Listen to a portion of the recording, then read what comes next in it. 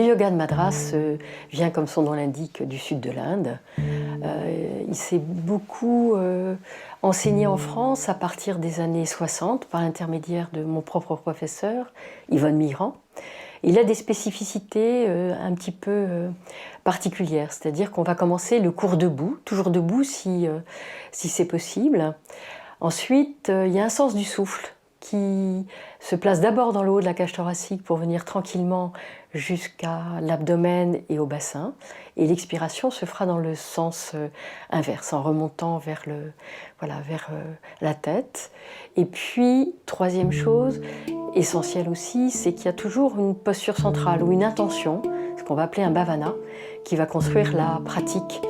Et cette pratique, dans cette progression douce vers une posture centrale, donc se fait pas à pas, ce qui permet aussi à chaque instant, à chaque moment en fait, d'adapter la posture à la personne.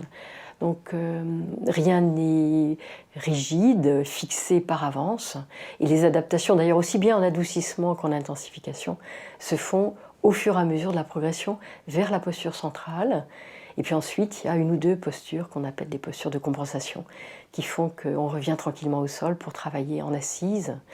Et aussi le pranayama, bien évidemment, qui peut se travailler aussi spécifiquement dans la posture et tout au long de la séance.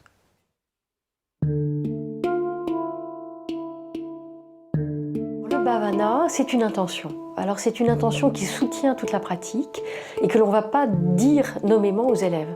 Ce qui va être important, c'est que les élèves ressentent quelque chose qui est porté par le professeur et qui vont être aussi ces intentions, parce qu'elles peuvent être multiples dans un cours, portées par la pratique, qui va aller vers des postures d'ouverture ou de fermeture, de recentrage.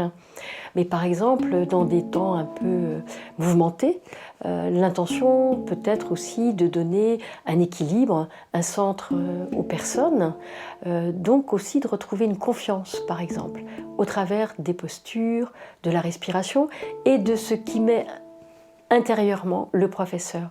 Et ce qui est intéressant, c'est de voir que souvent, les élèves manifestent quelque chose de cet ordre-là, sans qu'on l'ait dit, mais ils l'ont perçu, ils l'ont senti. Mais surtout, le bhavana n'est pas donné, parce qu'il faut vraiment que la personne soit autonome, qu'elle soit libre de son ressenti et qu'on ne lui impose rien.